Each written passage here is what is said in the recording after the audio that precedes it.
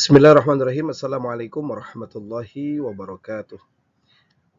Perkenalkan, nama saya Rahmatullah, mahasiswa semester 2 Pasca Sarjana Inhas Institut KJ Ahmad Sanusi, Prodi PAI. Insya Allah pada kesempatan ini saya akan mempresentasikan hasil kajian literatur mengenai teori behaviorisme sebagai landasan dalam menyusun kerangka berpikir penelitian tentang motivasi belajar guru vokasi. Kajian ini bertujuan untuk menjelaskan bagaimana teori behaviorisme dapat digunakan untuk memahami faktor-faktor yang akan mempengaruhi motivasi belajar guru vokasi, khususnya dari aspek lingkungan. Harapannya tentu kajian ini dapat menjadi dasar teoritis yang kuat dalam penyusunan penelitian pendidikan. Baik, guru vokasi memiliki tanggung jawab yang sangat begitu besar untuk terus meningkatkan kompetensi agar mampu mengikuti perkembangan ilmu pengetahuan, teknologi, dan juga kebutuhan dunia kerja. Namun, peningkatan kompetensi tidak akan terjadi tentunya tanpa adanya motivasi belajar. Guru yang memiliki motivasi tinggi akan lebih aktif mengikuti pelatihan, membaca referensi, melakukan berbagai inovasi pembelajaran, bahkan melakukan penelitian. Nah, motivasi tersebut dipengaruhi oleh dua faktor. Yang pertama adalah faktor internal, seperti minat dan keinginan berkembang dari diri sendiri, serta faktor eksternal, seperti penghargaan, pelatihan, supervisi, dan lingkungan kerja. Nah, disinilah teori behaviorisme menjadi begitu sangat relevan, karena teori ini menjelaskan bahwa perilaku seseorang banyak sekali dipengaruhi oleh stimulus yang berasal dari lingkungan. Baik, selanjutnya, rumusan masalah berdasar latar belakang tersebut terdapat 3 pertanyaan utama yang akan dijawab melalui kajian ini. Pertama, apa yang dimaksud dengan teori behaviorisme? Yang kedua, bagaimana behaviorisme menjelaskan munculnya motivasi belajar? Yang ketiga, mengapa teori behaviorisme layak dijadikan landasan dalam penelitian mengenai motivasi belajar guru vokasi. Nah, ketiga pertanyaan ini menjadi dasar penyusunan kerangka berpikir penelitian. Baik, kita lanjutkan.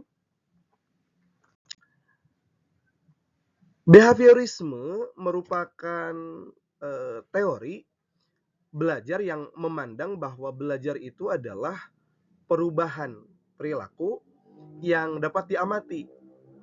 Menurut teori ini, seseorang belajar ketika memperoleh stimulus dari lingkungan, lalu kemudian memberikan respon tertentu. Nah, jika respon tersebut memperoleh penguatan atau kita sebut dengan reinforcement, maka perilaku tersebut akan cenderung diulang. Nah, di antara 4 tokoh utama behaviorisme itu adalah pertama ada Ivan Pavlov, ada Edward Thorndike, ada John B. Watson, dan B. F. Skinner. Konsep utama behaviorisme adalah satu, stimulus, respon, reinforcement, dan punishment. Nah, keempat konsep inilah yang menjadi dasar penjelasan yang menjadi dasar dalam menjelaskan perilaku belajar seseorang. Baik, berikutnya, alur teori behaviorisme sebenarnya cukup begitu sederhana. Lingkungan memberikan stimulus, lalu kemudian stimulus tersebut menghasilkan respon dari individu, maka apabila respon diberikan penguatan atau reinforcement, maka perilaku tersebut akan muncul kembali. Nah, jika proses tersebut dilakukan secara berulang, maka akan terbentuklah kemudian yang disebut dengan habit atau kebiasaan belajar. Sebagai contoh misalnya, guru yang rutin mengikuti pelatihan, kemudian memperoleh penghargaan dari kepala sekolah, maka dia akan semakin terdorong untuk terus belajar. Nah, inilah inti dari behaviorisme, yaitu penguatan hal positif yang akan meningkatkan kemungkinan suatu perilaku itu akan agar terus berulang begitu. Selanjutnya, tadi sudah kita singgung ada kurang lebih 4 tokoh utama dalam teori behaviorisme itu, dan tentu keempat-empatnya berkontribusi luar biasa. Jadi setiap tokoh itu memberikan kontribusi yang tentu berbeda-beda sesuai dengan pikirannya masing-masing. Ivan Pavlov misalnya memperkenalkan classical conditioning, yaitu pembentukan perilaku melalui asosiasi stimulus. Kalau Edward, dia beda lagi.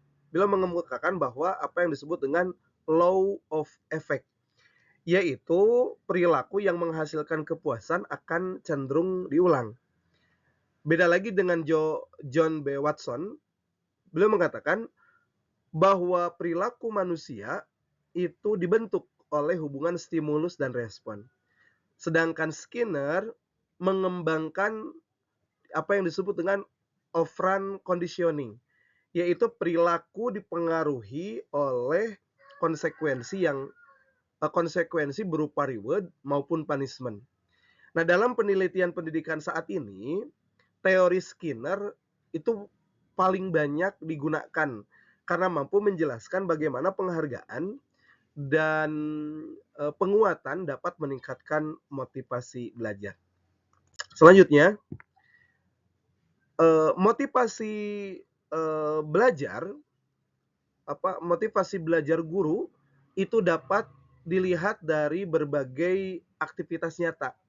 Misalnya, mengikuti pelatihan, membaca buku, mengikuti seminar, meningkatkan kompetensi digital, melakukan penelitian tindakan kelas atau kita sebut dengan PTK, hingga menciptakan inovasi-inovasi pembelajaran.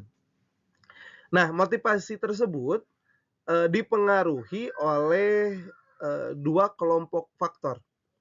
Pertama adalah apa yang disebut dengan faktor internal, yaitu kebutuhan untuk berkembang, minat belajar, dan cita-cita profesional. Artinya faktor yang timbul dari diri sendiri. Kedua adalah faktor eksternal, seperti misalnya penghargaan yang diberikan oleh sekolah, supervisi yang dilaksanakan oleh kepala sekolah, lalu kepemimpinan, budaya sekolah yang positif, serta kesempatan untuk mengikuti berbagai pelatihan-pelatihan. Nah, behaviorisme lebih menekankan bahwa pentingnya faktor eksternal dalam membentuk perilaku belajar guru. Baik, selanjutnya, dalam penelitian ini, teori behaviorisme itu menjelaskan bahwa berbagai faktor lingkungan seperti pelatihan, seminar, gitu ya, webinar, reward, supervisi, dan lingkungan kerja itu merupakan stimulus.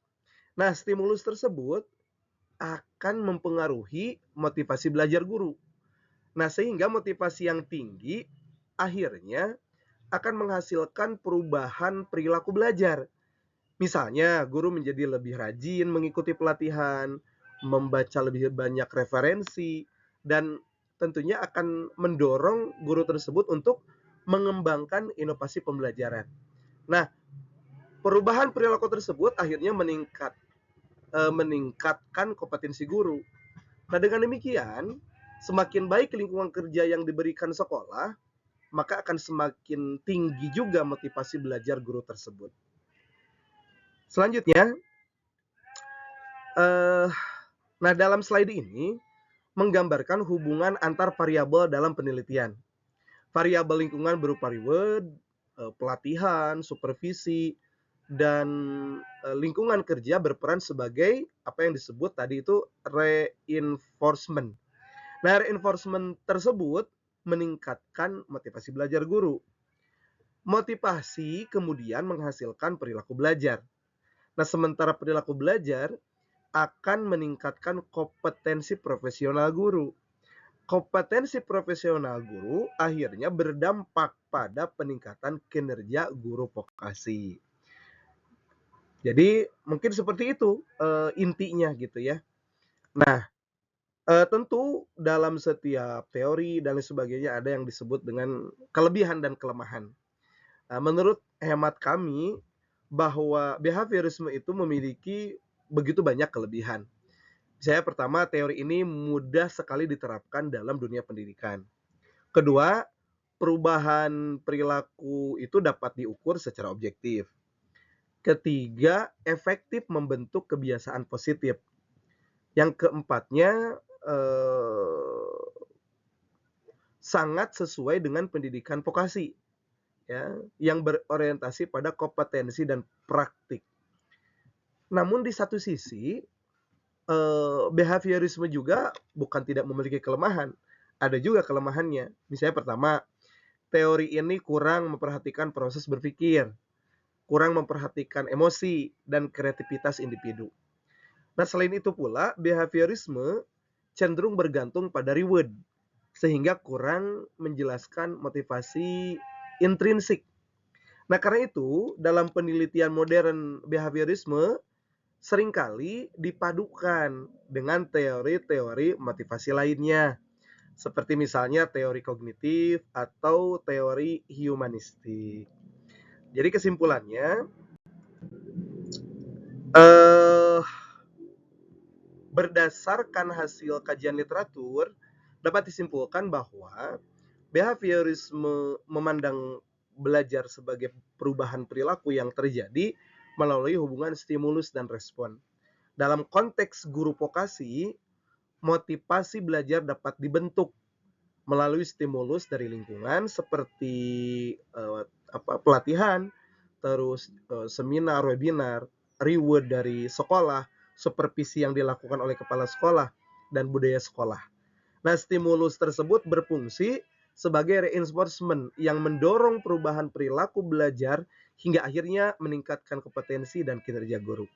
Oleh karena itu, teori behaviorisme tentu masih sangat relevan digunakan sebagai landasan teori dalam penelitian motivasi belajar guru vokasi. Itu saja yang bisa saya sampaikan. Terima kasih atas perkenannya sudah menyimak presentasi saya. Tentu jauh daripada kata sempurna gitu ya. Dan masih banyak kekurangan dalam penyampaian. Saya mohon maaf yang sebesar-besarnya. Mudah-mudahan apa yang saya sampaikan bermanfaat khususnya bagi saya dan bagi kita sekalian. Terima kasih Pak Doktor yang telah memberikan juga penugasan dan juga kesempatan. Semoga kita senantiasa ada dalam naungan rahmat maghfirah Allah Subhanahu wa taala. Subhanakallahumma wa bihamdika asyhadu an la ilaha illa anta astaghfiruka wa atubu ilaik. Wal afu minkum. Wassalamualaikum warahmatullahi wabarakatuh.